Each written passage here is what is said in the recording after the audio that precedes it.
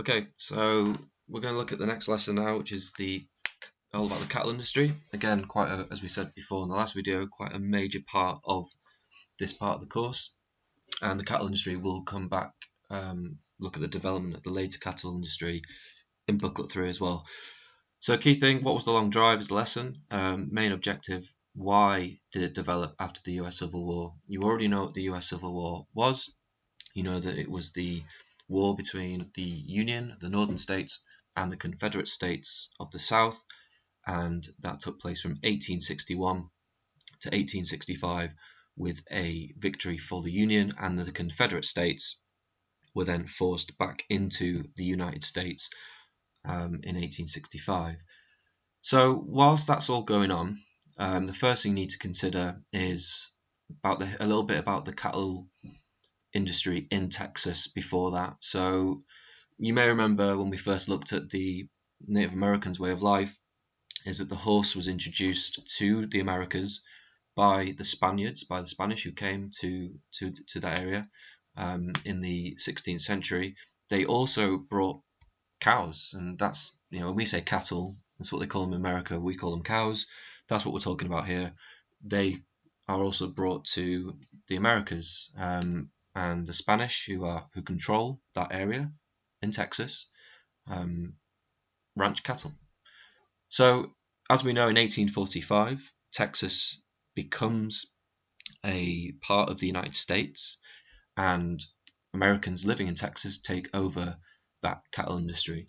So when you get to this lesson, just make sure you understand where Texas is, because the kind of geography is quite important here. You've got a little cattle drawer in here, and you can replicate that and find Texas. Texas is here. Texas is the largest state in the United States. So in 1845, that becomes a part of the United States. What you need to do once you've considered that is, there's a little bit of reading here, and just to give you a general sense of what it was like to be a part of the cattle industry. Later on in this lesson, there is a homework that, everything's a homework at the moment, but it would have been a homework that you will look and consider the role of the cowboy. We've all got these notions of what a cowboy is. We kind of think traditional Wild West in a saloon, drinking whiskey, Red Dead Redemption and whatnot. But we're considering a different type of cowboy here. So you just need to read through what they did, and ultimately their job was to work on the ranch. That's what it's called, big open area. Those who have read Of Mice and Men will know what a ranch is. And it's their job to kind of round up the cattle, using the rope here, the lasso. They would identify them, brand them to make sure they knew what ranch they belonged to, and keep them healthy. Ultimately, the whole point of ranching, the whole point of cattle, is to provide beef. That is the main reason for it. So you use the reading, list some of the jobs that the cowboys did, explain what they do, what was it like to be a cowboy in Texas in the 1840s. Later on in that homework that I mentioned, you will have to consider how their kind of job and their life changes as the cattle industry changes. And the cattle industry went through some major changes through the 1860s, and it is all based upon the impact of the Civil War. I said in the last video, the Civil War is massively important. It changes the whole nature and the face of the American West. It has a huge impact on settlement, has a huge impact on migration, with former ex-slaves moving west. It has an impact on law and order. It has a huge impact on the cattle industry. So when you're creating your revision notes for the American West, I really recommend some sort of mind map based on the Civil War and the impact that it has. So this is the key part of the lesson. So you really need to make sure you listen carefully here. What I recommend you do is I talk through the different stages, and if we'd been in our lesson, you know that we would have had a huge interactive role play, and we would have recreated this in the classroom based on the role plays that we've already done. So what I recommend you do is, as you listen through, I'll talk through each part of the development of the cattle industry. I would pause it at certain points to kind of get the information. Make sure you rewind back. You'll always have this video to use as further reference as well to help you with revision. So we start here. So make sure that you're on this box here, after the US Civil War. It might be worth numbering these as we go through this. This is number 1. So looking at where Texas is, it's no surprise that they were a part of the Confederacy that broke away from the USA in 1861 during the Civil War. So many Texan cattlemen signed up and joined the Confederate Army to fight the Union during the Civil War.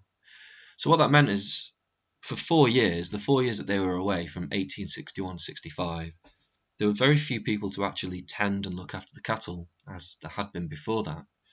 So when in 1865 the Civil War is over and these Texan cattlemen return to Texas, they come home, there's quite an alarming number of cattle in Texas. For the last 4 years, these cattle have basically just been roaming and reproducing. That's kind of what cattle do, really. They roam, they eat grass, and they reproduce. So there was about 5 million cattle in Texas in 1865, an unprecedented number. Now, for anyone who studies business will know that the more you have of something, the less that you can sell that thing for. So many of these Texan cattlemen simply didn't know what to do with these cattle.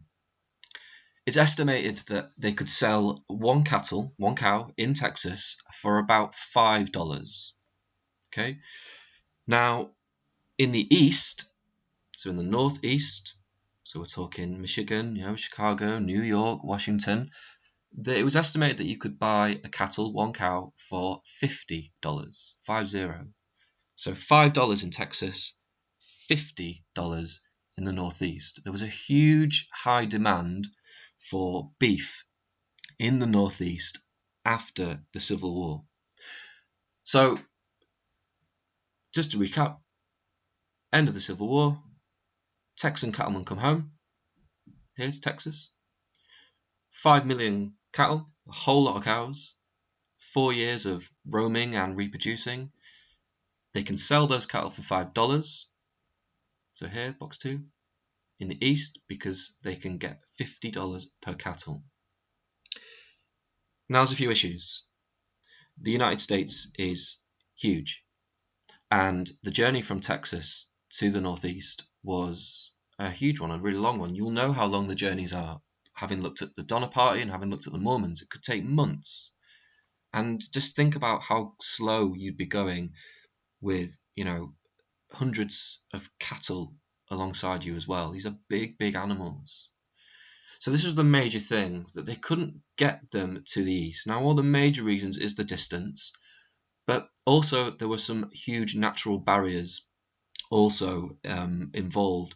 So in kind of Arkansas and Tennessee and Kentucky here, as you can see here, and Missouri, there was some major issues with forested areas.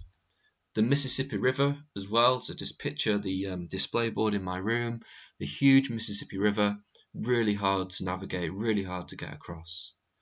Furthermore, and shown by here in Iowa and Illinois, you had homesteaders.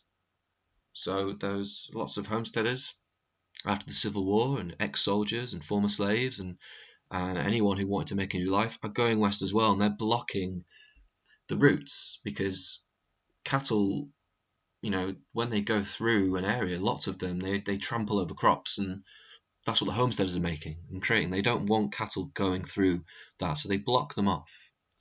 So there's major issues. So there's this supply and demand in the east, but the cattlemen can't physically get there because of those natural barriers. So that leads us to a different alternative. So in 1866, two Texan cattlemen called Charles Goodnight and Oliver Loving, great names, they decide that if they can't get their cattle east, they will simply sell them west. Now, they can't make the same profit that they can if they're going to take them east, but they can definitely start to sell some of that surplus cattle. So they developed a trail, and as we know in the American West, any kind of route that is used is referred to as a trail, like the Oregon Trail. So it becomes known as the Goodnight Loving Trail, and what they do, and it's shown by this arrow on the far left-hand side here, they decide to sell their cattle to the US Army stationed here in the West. They also sell it to the Native Americans, who are mainly on reservations at this point in states like Oklahoma. But they also start to take their cattle to Colorado. Colorado will become a state synonymous with the cattle industry, and they will start to sell their cattle to a man called John Iliffe, who will become important a little bit later on. So that's 1866. So you've got the Goodnight Loving Trail here, Charles Goodnight, Oliver Loving, Goodnight Loving Trail, sell their cattle to the US Army, Native Americans on reservations in Oklahoma, and eventually they will sell it to people like John Iliffe in Colorado. But the kind of cattle industry is changed completely in 1867, a year later. So here, Joseph Mccoy. Now, Joseph Mccoy is a Texan, and he develops a grand plan, really, to get the cattle east, because ultimately that's what they want. They want to sell those cattle for as much money as they possibly can get, the $50, rather than the $5 in Texas. So Joseph Mccoy has an idea. He knows at that point the railroad has reached the state of Kansas here. Now, as you can see, Texas is a lot closer to Kansas than Texas is to Michigan, Pennsylvania, and the North. So what he'll do is he will develop something called a cow town, and it will be called Abilene, or to use Dr. Longson's joke, maybe it's Abilene. He will also, another one will also spring up here on the left-hand side called Dodge City. Both these towns still exist today. So what will happen is, from Texas, cattle will be driven along a new trail called the Chisholm Trail. So that's Chisholm, Chisholm Trail, up to Kansas. And this is called the Long Drive. So all the way up there to Kansas. At Kansas, the cattle will board trains. And from there, the trains will go all the way up to the northeast. There they will be sold, taken to the slaughterhouse, and made into beef. So the development of Abilene is a massive, massive development for the cattle industry. So not only can cattle now get easily to Kansas, to the Long Drive, they can also now sell their cattle to the east and make that maximum profit that they want. It's estimated that between the years 1867 and 1872, around 3 million cattle went along the Chisholm Trail to Abilene to therefore then be sold to the northeast. So that's where this box here comes really important. So the railways, we already know the Pacific Railroad, which went from east to west, is hugely important for migration and settlement. The railways are even more important for the cattle industry in the fact that they can take them from Kansas at Abilene to the northeast. So that's the major story of the cattle industry. What you need to then consider is a little bit of the analysis that's involved here. So why was Abilene so important? So here you've got Joseph Mccoy, and you've got the Chisholm Trail there. And you've got just some of the major reasons why Abilene was so important. So using the memory hook of cow. Once they got to Abilene, there was grassland and river. Again, that's what cows like to do, so they'd be healthy. It was overlooked by an army fort, so there was good protection. And it was way clear. It was west of the homesteaders, so there was going to be no problems of the cattle kind of trampling over homesteaders' crops. And here's again some really good stats. So we know that some of the money he spent as well. So he spent $5,000 on actually kind of making Abilene work, really. And by the end of 1867, it's estimated that 35,000 cattle had been driven. And then, as the stat I said to you before, 3 million from 67 to 72 as well. And then obviously other cow towns will develop. Abilene's the most famous. Dodge City is another one at the end of another trail called the Western Trail. that's the arrow in the middle. So just to show you again, so you've got the Chisholm that goes to Abilene, there's Dodge City, so there's Western Trail, and this is the Goodnight Loving one. Now, I will do another video at some point to explain this narrative account. The cattle industry lends itself to the narrative account, and just from what we've already talked about, it is a story. It's a story analysing an event. So this says, analyse why the long drive developed. Well, the first bullet point is the end of the US Civil War, and the middle one is the establishment of Abilene. So just try to think to yourself, right, what's the missing part of the story here that's not included in these 2 bullet points? Well, the end of the Civil War is the start of the story, when you've got an excess of cattle, 5 million, after the Civil War. The kind of towards the end of the 1860s, Abilene's developed, and they can get those cattle east. So just have a little think, right? What's the missing thing from the story that you've just been told there? And it's got to be in chronological order. Have a think about that.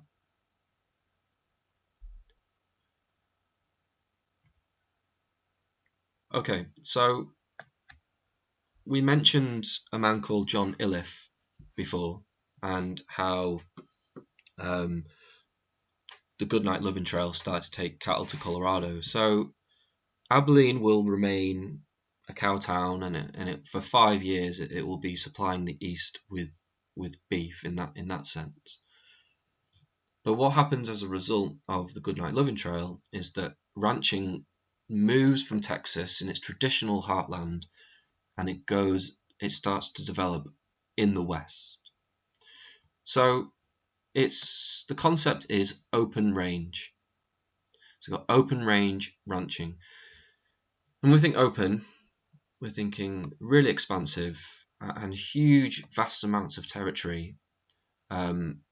Basically, think of a farm. This is what generally an open range ranch would look like. So there's no fences. It was all natural. So the only barriers that you would actually have are natural barriers. So woodland, like here, and lakes and rivers. There'd be a ranch house. Here are all the cattle. And here are the cattlemen, and we often refer to these people as line riders, and their job is the exact same thing that they were doing in Texas, rounding up the cattle, branding them, making sure that they don't get lost, making sure they stay on the correct ranch as well. So what you want to do here is just have a brief explanation of what an open range ranch looks like based on what I've just said to you there. So although Abilene in Kansas is working well, throughout the 1860s and 70s and 80s, the homesteaders will continue to go west, and bit by bit, the West will become settled by white Americans. So one of the reasons for the ranching then is because of that. There's a couple other reasons though. So you get yourself to this sheet here. So just first of all, notice that the boxes that are in bold. So there's this one here, this one, this one, this one. So there's 4. These are the main reasons. And this one here, sorry, on the right hand side. These are the main ones, the 5 here. These are the main things you need to consider for why open range ranching happens.